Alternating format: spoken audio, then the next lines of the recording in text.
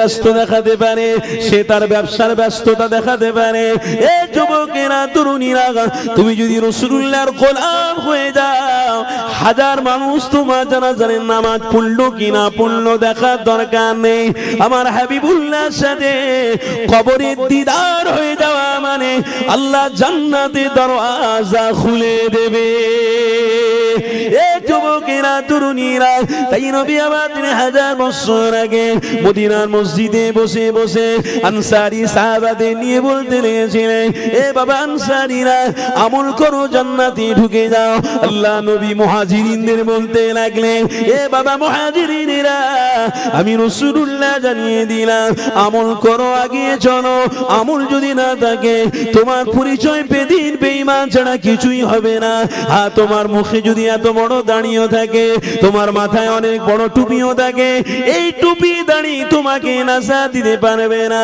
তবে হ্যাঁ, টুপি দাড়ি আল্লাহর কাছে কবুল ওই দিনে হবে যেদিনে আপনার অন্তরে রাসূলুল্লাহর গোলামতি থাকবে, আমলে আপনি বসে থাকবেন। ওই দিনেতে দাড়ি টুপিও আল্লাহ পাক গ্রহণযোগ্য করে নেবে, আল্লাহ কবুল করে নিয়ে তোমার জন্য জান্নাত ওয়েলকাম করতে থাকবে। এ যুবক তরুণীরা, আমার নবীর গোলামেরা, তাই তো আপনাদেরকে জানিয়ে দিই, দুনিয়াদারি করাটা অনেক সহজ ব্যাপার, দুনিয়ায় আনন্দ করা অনেক সহজ ব্যাপার। কেন? বাংলা একটা বাক্য রয়েছে, এমন করে বুদ্ধিজীবীরা ভালো করে মনে রেখে দেবে।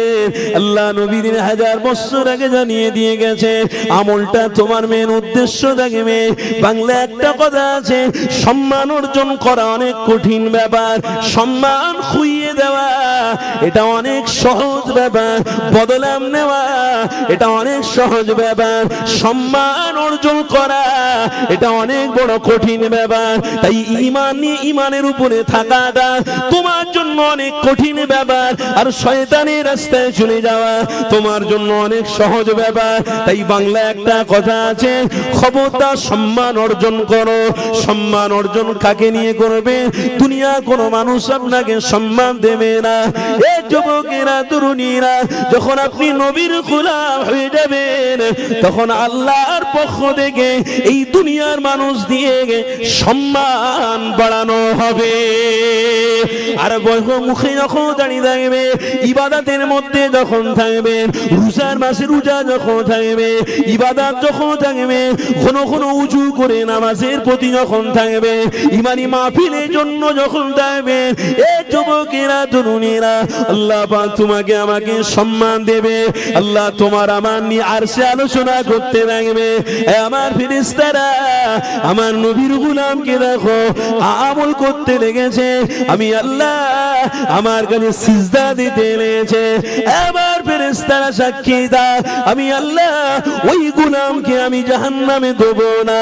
আমার নবীর পাগলকে আমি আল্লাহ আমার নবীর হাতে জান্নাতের পানি পান করাবো। জোরে হবে না?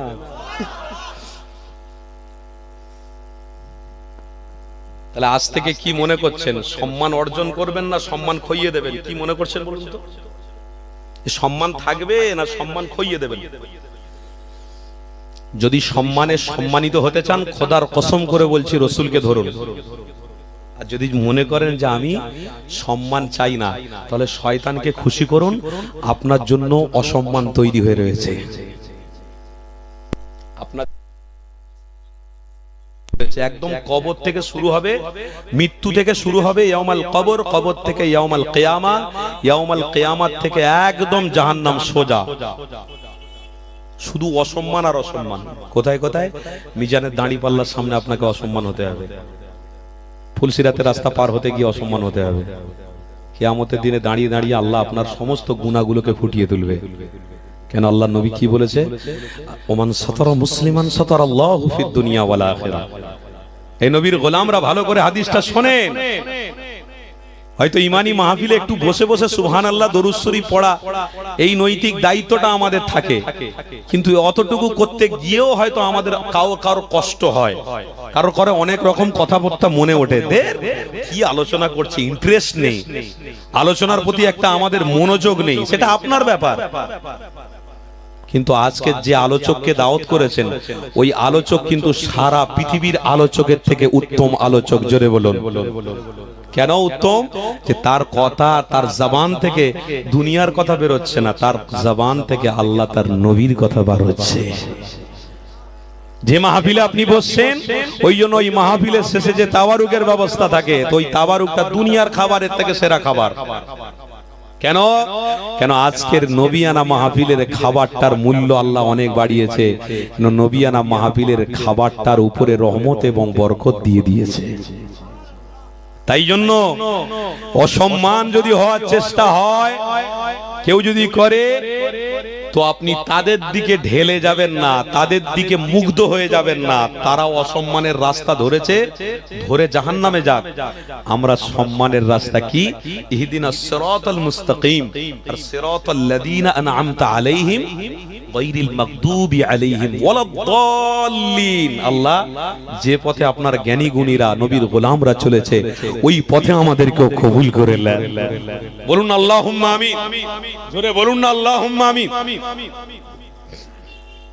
কষ্ট হচ্ছে আপনাদের? অসুবিধা হচ্ছে? আজকের আপনাদের কপাল খুলে গেছে যে সম্মানের জায়গা আপনারা উপস্থিত হয়েছেন, কপাল খুলে গেছে।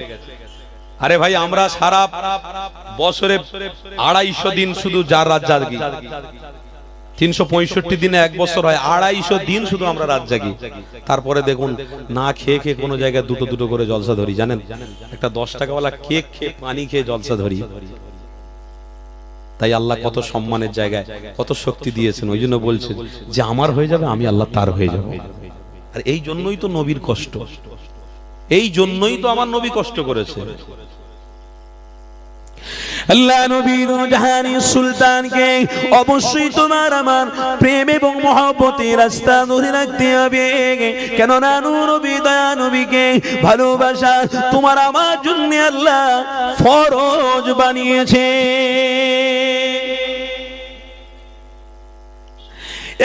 যুবকেরা, আমার নবীর গোলামীরা, আল্লাহ নবী দিন দুনিয়া বাদশা বিবুল্লাহকে ভালোবাসা এটা তোমার আমার জন্য আল্লাহ ফরজ বানিয়েছে।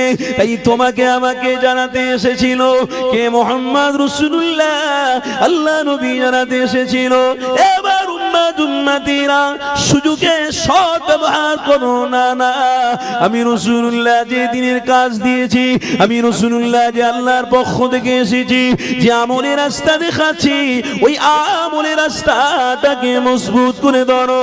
আমি নবী পাক জানিয়ে দিলাম, ওই আমলের রাস্তা ধরতে গিয়ে তোমাদের উপরে যদি অত্যাচার হয়, তোমাদের উপরে যদি বেবিচার হয়, তোমাদের উপরে যদি টর্চার হয়, তবুও কিন্তু মুহাম্মদ রাসূলুল্লাহ ছেড়ে দিও না। কেন? আমি রাসূলুল্লাহ, আমি ইসলামের কাজ করতে গিয়ে, আল্লাহকে খুশি করতে গিয়ে আমার নিজের রক্তকে জড়িয়ে দিয়েছি, আমার নিজের দাঁতকে শহীদ করে দিয়েছি। আল্লাহ নবী জানাতে এলেছে, আমার রাসূলের দিওয়ানারা শোনো, আমি মুহাম্মদ রাসূলুল্লাহ জানিয়ে দিলাম, তোমাদেরকে বলে দিলাম, আমি যখন কষ্ট করতে পেরেছি, আমার উম্মতিরা যদি তোমরা কষ্ট করো তাহলে কামিয়াবি অবশ্যই আছে। কেন? আমার গোলামদের জন্য আমি জান্নাতের কিনারা অপেক্ষা করতে থাকবো। আমার নবীর গোলামীরা, তাই আপনাদেরকে জানিয়ে দিই, আমার রাসূলুল্লাহ রাস্তা ধরো, সম্মানের রাস্তা, মহব্বতের রাস্তা চলো। আমার রাসূলকে ছেড়ে দেবে, সম্মানের রাস্তা ছেড়ে দিতে হবে। সম্মান একটাই জায়গায় পাওয়া যাবে, সেই রাস্তা হলো মুহাম্মদ রাসূলুল্লাহ রাস্তা। ওই রাস্তাটাকে ধরতে হবে, ওই রাস্তার অনুসারী হয়ে বেঁচে থাকতে হবে, তবে ইমানদার হিসেবে আল্লাহ গণ্য করবে। এই যুবকেরা, তরুণীরা, আমার নবীর গোলামীরা, আমার হাবিব পাক সম্মানের রাস্তা যখনই দেখিয়েছিল, হযরত আবু বকর সিদ্দিক জানাতে লাগলো, ইয়া রাসূলুল্লাহ, হাবিবাল্লাহ, এই সম্মানের রাস্তায় আমি এসে আমি আবু বকর অনেক সুখে এবং শান্তিতে রয়েছি। আল্লাহ নবী সাহাবী হযরত আবু বকর সিদ্দিক এই কথাটা যেই না বলেছিল, আমার আল্লাহ ফেরেশতা জিবরাইলকে পাঠিয়ে দিয়ে বললে, এ ফেরেশতা রে, আমার হাবিবুল্লাহর কাছে যা, আমার হাবিবের কাছে মেসেজটা দিয়ে দাও। আবু বকরের নিয়তটা ভালো, আবু বকর নিয়তটা ভালো করেছে। কেন বুখারীর প্রথম হাদিসে লেখা রয়েছে ইন্নামাল আমালু বিন্নিয়াত, যার নিয়ত ভালো হবে তার পক্ষে আমি আল্লাহ রয়েছি, যার নিয়ত ভালো হবে না তার পক্ষে আমি আল্লাহ থাকবো না।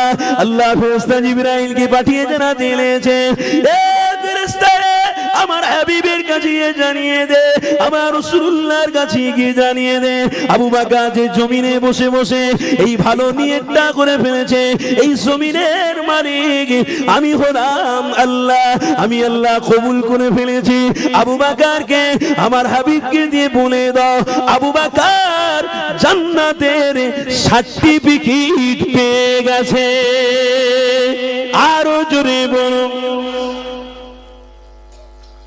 সম্মানের রাস্তায় থাকবে, জান্নাতের রাস্তায় চলবে।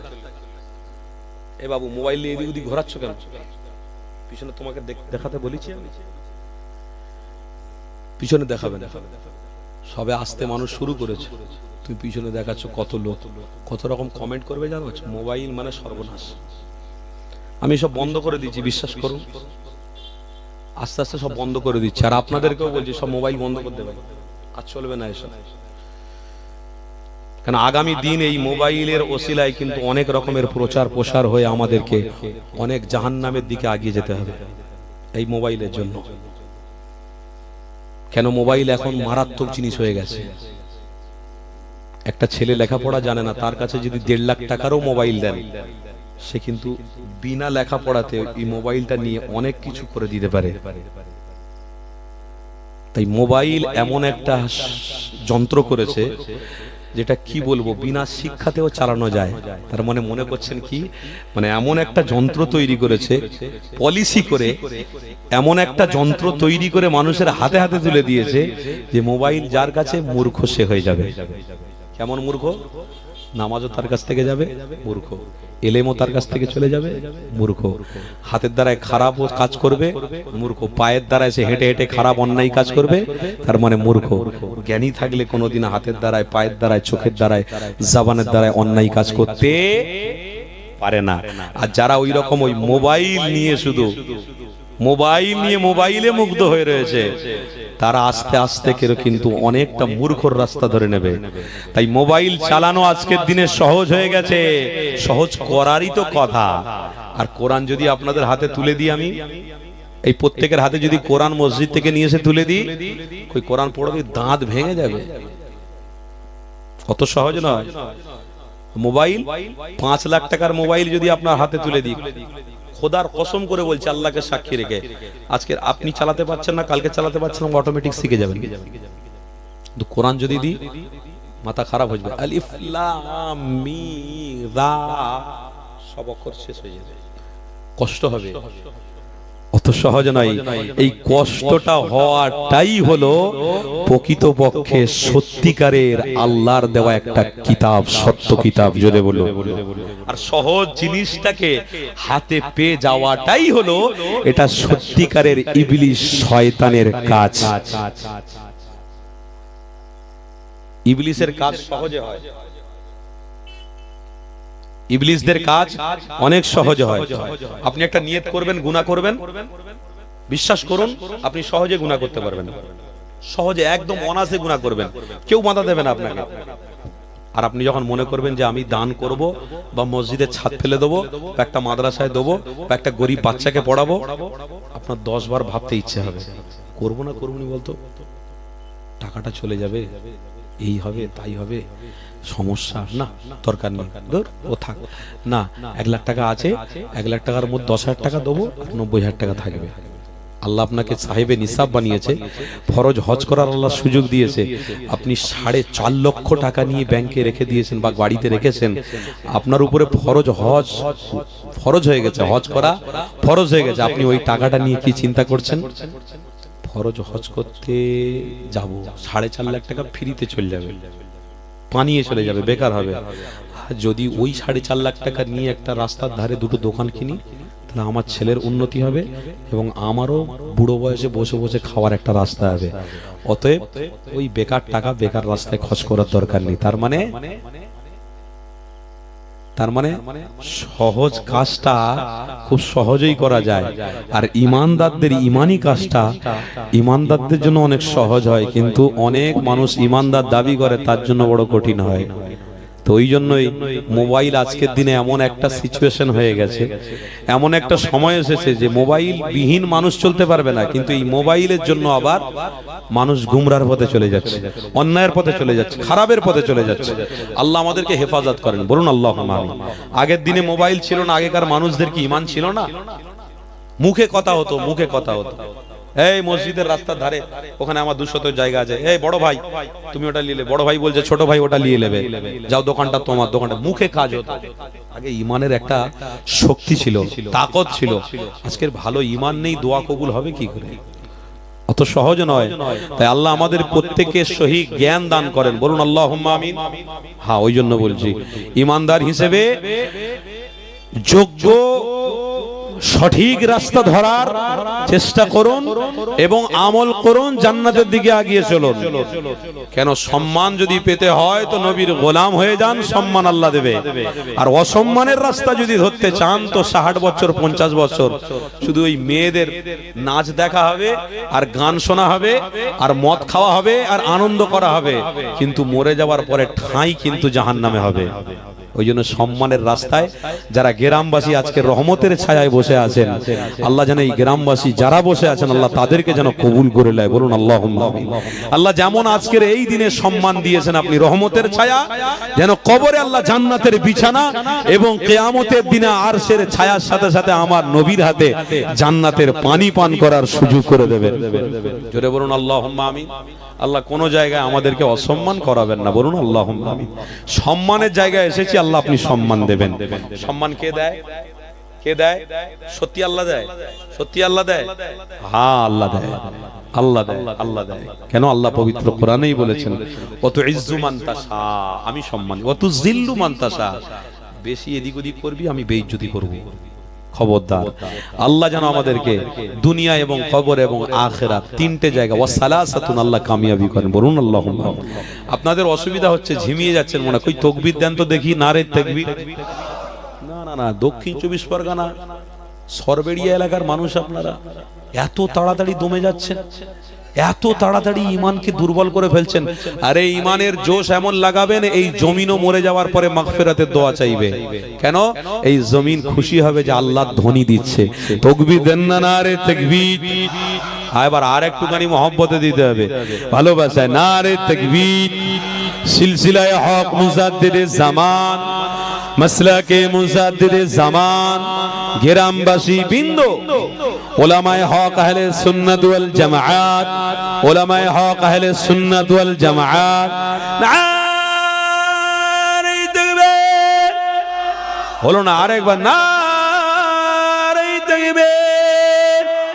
মহান ইসালে সওয়াব, নবীর গোলামগণ, নামাজি বাপ ভাইগণ, মহান ইসালে সওয়াব, কমিটি সাহেবানগণ, গ্রামবাসী বৃন্দ,